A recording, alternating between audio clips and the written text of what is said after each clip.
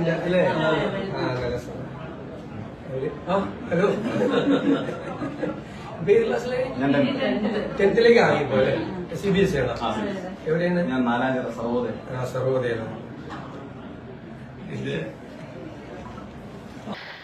നമസ്കാരം സുഹൃത്തുക്കളെ.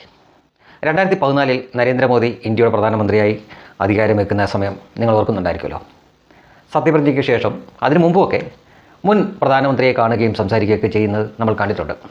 രാഷ്ട്രീയവും പരസ്പരമുള്ള മത്സരവും ഒക്കെ തെരഞ്ഞെടുപ്പ് വരെ മാത്രമേ ആകാവൂ എന്നാണ്. അതിനുശേഷം എല്ലാവരും ഒത്തൊരുമയോടെ ഒന്നിച്ച് രാജ്യ താല്പര്യത്തിന് വേണ്ടി നിൽക്കണം. ഇതാണ് പൊതുവേ ജനാധിപത്യ രാജ്യങ്ങളെല്ലാം അനുവർത്തിക്കുന്ന ഒരു ശൈലി, ഒരു കീഴ്വഴക്കം.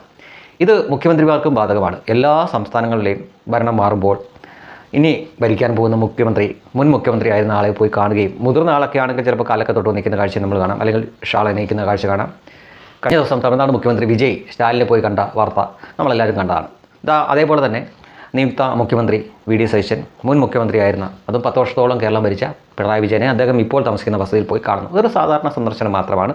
ആ രീതിയിലുള്ള പ്രാധാന്യം മാത്രമേ തീർച്ചയായിട്ടും അതിനുള്ളൂ. പിന്നീട് ചില മാധ്യമങ്ങൾ മാത്രം അതിലെ രാഷ്ട്രീയമൊക്കെ കുത്തിച്ചെറിഞ്ഞുകൊണ്ട് ചില വാർത്തകളൊക്കെ കൊടുക്കും. പക്ഷേ ഞാൻ നിങ്ങളെ കാണിക്കാൻ ആഗ്രഹിക്കുന്ന അതൊന്നുമല്ല. ഇതൊരു സാധാരണ കുശലാന്വേഷണമാണ്. പക്ഷേ അതിലൂടെ ഇവിടുത്തെ മാപ്രകളടക്കം വലിയ വിഭാഗം ആളുകൾ മറച്ചു വെച്ചിരുന്ന ഒരു കാര്യം കൂടെ പുറത്തേക്ക് വരികയാണ്. വെറും സാധാരണമായിട്ടുള്ളൊരു സംഭാഷണമാണ്.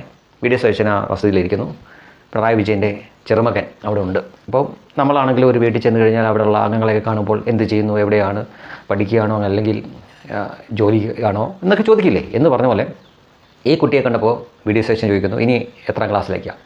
ആ കുട്ടി പറയുന്നു 10th 10ാം ക്ലാസ്സിലേക്കാണ്. അടുത്തത് ശ്രദ്ധിക്കേണ്ട ചോദ്യമാണ്, എല്ലാവരും ശ്രദ്ധിക്കണം. അടുത്തത് ഏത് സ്കൂളിലാണ് എന്ന് ചോദിക്കുന്നതിന് മുമ്പ് VD സതീശൻ ചോദിക്കുന്നത് CBSE ആണെന്നാണ് ചോദിക്കുന്നത്. അതായത് മലയാളി പല കാര്യങ്ങളിലും ചില പൊതുബോധം കാത്തു സൂക്ഷിക്കാറുണ്ട്, അങ്ങനെ പറയാറുണ്ട്.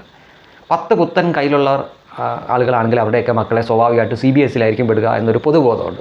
ഒരുപക്ഷേ അതിൻ്റെ ഭാഗമായിട്ടായിരിക്കാം VD സതീശൻ ഈ കുട്ടിയോട് ചോദിക്കുന്നു, പിണറായി വിജയൻ്റെ ചെറുമകനോട് ചോദിക്കുന്നു CBSE ആണെന്ന്. ആ കുട്ടി പറയുന്നത് CBSE ആണ്. അടുത്തത് ഏത് സ്കൂളിലാണ്?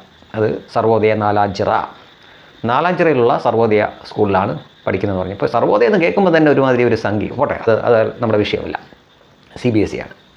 അതായത് അന്താരാഷ്ട്ര നിലവാരത്തിൽ, ചിലപ്പോഴൊക്കെ അമേരിക്കയേക്കാൾ വലിയ നിലവാരത്തിലാണ് കേരളത്തിൻ്റെ തന്നെ വിദ്യാഭ്യാസ വകുപ്പെന്നും കേരള സർക്കാരിന് കീഴിലുള്ള സ്കൂളുകളും എന്നും എപ്പോഴും തള്ളിമറിച്ചുകൊണ്ടിരുന്ന പിണറായി വിജയൻ്റെ ചെറുമകൻ പഠിക്കുന്നത് കേന്ദ്ര സർക്കാർ സ്കൂളിൽ. ഇനി അതും പോട്ടെ, PM ശ്രീയിൽ അംഗമായ സ്കൂളിൽ. ഇവിടെ PM ശ്രീ ഒപ്പുവെക്കുന്നതിനെതിരെ വലിയ പ്രതിഷേധമായിരുന്നു. അതിനിടയ്ക്ക് ആരും അറിയാതെ പോയി ഒപ്പുവെച്ചു. പിന്നീട് മുസ്ലിം ലീഗ് അടക്കമുള്ള ലീഗ് സംഘടനകൾ അതിനെ എതിർത്തപ്പോൾ അതിൽ നിന്ന് പിൻവാങ്ങി. ഇനി ഒരു പക്ഷേ VD സതീശന് ഒപ്പുവെക്കേണ്ടി വരും. സംഖ്യകൾ ഇപ്പോൾ ആഗ്രഹിക്കുന്നത് മുസ്ലിം ലീഗിന് തന്നെ വിദ്യാഭ്യാസം കിട്ടണമെന്നാണ്. എങ്കിലേ അവിടെ പോയി ഇങ്ങനെ കുനിഞ്ഞു നിൽക്കുന്ന കാഴ്ച കാണാൻ പറ്റത്തുള്ളൂ. കണ്ണ് നിറയെ അവർക്ക് പല കാര്യത്തിനും കേന്ദ്രവുമായിട്ട് ഒത്തുപോകേണ്ടി വരും, കേന്ദ്രത്തിൻ്റെ മുന്നിൽ വഴങ്ങി കൊടുക്കേണ്ടി വരും. കാര്യം ഇതൊരു കേന്ദ്രവും സംസ്ഥാനവും കൂടെ ചേർന്ന് നടത്തേണ്ട ഒരു സംഗതിയാണ് വിദ്യാഭ്യാസം എന്നത്. അതിനാൽ കേന്ദ്രത്തോട് ഏറ്റുമുട്ടാൻ അവർ പോകില്ല. പിണറായി വിജയനും മറ്റ് മന്ത്രിമാരും, പ്രത്യേകിച്ചും ഈ ശിവൻകുട്ടിയാണെങ്കിലും ശരി, അതിനി മുഹമ്മദ് റിയാസ് ആണെങ്കിലും ശരി, കേന്ദ്രമായിട്ട് ഒരു അവസരത്തിൽ പോലും ഏറ്റുമുട്ടാൻ അവർ നിന്നിട്ടില്ല. നിതിൻ ഗഡ്കരിയൊക്കെ എങ്ങനെയാണ് കേരളം പരിഗണിച്ചിരുന്നത് എന്ന് ആലോചിക്കുക. നിതിൻ ഗഡ്കരി ജി എന്ന് കൂട്ടി മാത്രമേ റിയാസ് പോലും പറയുള്ളൂ. അതുപോലെ മോദിയെ ഇന്നുവരെയും പേരെടുത്ത് വിമർശിച്ചിട്ടില്ല പിണറായി വിജയൻ. അപ്പോൾ അത്തരം കാര്യങ്ങളിലൊക്കെ കേന്ദ്രമായിട്ട് സഹകരിച്ച് തന്നെയാണ് അവർ ഭരിച്ചുകൊണ്ടിരുന്നത്. അതിൽ നിന്നൊന്നും മാറാൻ ഇനി വരുന്ന VD സതീശൻ്റെ സർക്കാരിനും ആവില്ല. പ്രത്യേകിച്ചും വകുപ്പ് മുസ്ലിം ലീഗ് ആണെങ്കിൽ ഇങ്ങനെ പോയി നിൽക്കേണ്ടി വരും. അത് ഔദാര്യമൊന്നും അല്ല, വെറുപ്പിക്കാൻ പറ്റില്ല. അവർക്ക് വേണമെങ്കിൽ ചവിട്ടി പിടിക്കാം. മുൻപ് പിണറായി ഭരിച്ചുകൊണ്ടിരുന്നപ്പം അങ്ങനെ അവർ ബണ്ടൊന്നും ചവിട്ടി പിടിക്കുക ഉണ്ടായില്ല. വളരെ ഉദാരമായ രീതിയിൽ തന്നെയായിരുന്നു കേന്ദ്രം മുന്നോട്ട് പോയത്. പക്ഷേ ആ ഒരു നയം UDF സർക്കാരിനോട് തുടരണം എന്നില്ല. അതിനാൽ വിദ്യാഭ്യാസ വകുപ്പ് ഈ ലീഗിന് തന്നെ കിട്ടണമെന്ന് ആഗ്രഹിക്കുന്ന സംഖ്യകളെ നിരവധി നമുക്ക് കാണാം. കാരണം എങ്കിലേ ഇവരുടെ ആ ഒരു നിൽപ്പ് കാണാൻ പറ്റത്തുള്ളൂ. ശരി, അത് പോട്ടെ. ഇവിടെ ആ ഇരട്ടത്താപ്പ് നോക്കുക.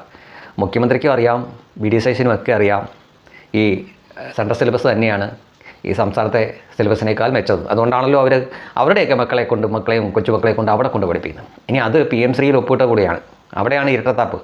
പാവപ്പെട്ട കുട്ടികൾക്ക്, അതായത് കേരള സർക്കാരിൻ്റെ കീഴിലുള്ള സ്കൂളുകൾക്കും PM ശ്രീയിൽ അംഗമാവാനുള്ള അവസരമാണ് ഇവർ നിഷേധിച്ചത്. എന്നിട്ട് അതേ വ്യക്തിയുടെ ചെറുമകൻ പോയി പഠിക്കുന്നത് നാലാഞ്ചിറയിലുള്ള സർവോദയ സ്കൂളിലാണ്. ഈ PM ശ്രീ വിവാദം കത്തി നിന്ന സമയത്ത് ഏതെങ്കിലും ഒരു മാധ്യമം ഈ വിവരം ഒന്ന് കുത്തിപ്പൊക്കി പുറത്തിടാൻ തോന്നിയോ ആർക്കെങ്കിലും? ഇതിപ്പോൾ ഒരു സൗഹൃദ സംഭാഷണത്തിനിടയിൽ നമുക്ക് വീണ് കിട്ടിയതാണ്. ഒന്ന് ആലോചിച്ച് നോക്കുക, എത്രമാത്രം ദ്രോഹികളാണ് ഇവിടുത്തെ ഇടതുപക്ഷവും വലതുപക്ഷവും ഒക്കെ ഒന്ന് ആലോചിച്ച് നോക്കുക. സാധാരണ കുട്ടികൾ ഏതെങ്കിലും സാധാരണ സർക്കാർ സ്കൂളിൽ പഠിച്ചാൽ മതി. അവർ അന്താരാഷ്ട്ര നിലവാരം എന്നൊക്കെ പറയുമെങ്കിലും ആ അന്താരാഷ്ട്ര നിലവാരം അവരുടെ ഒന്നും കൊച്ചുമക്കൾക്ക് അവർ കൊടുക്കില്ല. അവർ കൊടുക്കുന്നത് കേന്ദ്രത്തിൻ്റെ നിലവാരമുള്ള വിദ്യാഭ്യാസമാണ്. എന്നിട്ടത് വലിയ ഗമയിൽ എന്ന് പറയുകയും ചെയ്യുന്നു. CBSE-ലാണ് മക്കൾ പഠിക്കുന്നത്, ചെറുമക്കൾ പഠിക്കുന്നത് നല്ല രീതിയിൽ. അതും പേരൊക്കെ നോക്കുക, നാലാഞ്ചിറ സർവോദയ സ്കൂൾ. ശരി, അതല്ലല്ലോ നമ്മുടെ വിഷയം. ഇരട്ടത്താപ്പ് ജനങ്ങൾ മനസ്സിലാക്കണ്ടേ. PM ശ്രീയിൽ ആരും അറിയാതെ പോയി ഒപ്പിട്ടു, പിന്നീട് വിവാദമായപ്പോൾ അതിൽ നിന്ന് പിന്തിരിഞ്ഞു. പക്ഷെ അപ്പോഴും മുഖ്യമന്ത്രിയുടെ ചെറുമകൻ പഠിക്കുന്നത് CBSE, PM ശ്രീ. ഇതല്ലേ ശരിക്കും ഇരട്ടത്താപ്പ്? ഇത് കൂടുതൽ ആളുകൾ അറിയാൻ BD സതീശൻ്റെ ഈ ഒരു സൗഹൃദ സന്ദർശനം ഉപകരിച്ചു എന്നേ പറയാനുള്ളൂ. മാധ്യമങ്ങൾ ഇപ്പോഴും ഇതിനകത്തെ ഈ ഒരു സംഗതി പുറത്തേക്ക് കൊണ്ടുവരത്തില്ല. അവർ BD സതീശൻ പോയി പിണറായി വിജയനെ കണ്ടതും ബ്ലാ ബ്ലാ ബ്ലാ വെച്ചതൊക്കെ മാത്രമേ നിങ്ങളോട് പറയൂ. പക്ഷേ ഇതിനിടയിൽ നമ്മളറിയാനുള്ള സത്യങ്ങൾ അവരറിയാതെ അവരുടെ നാവിൽ നിന്ന് തന്നെ വീഴുന്നുണ്ട്.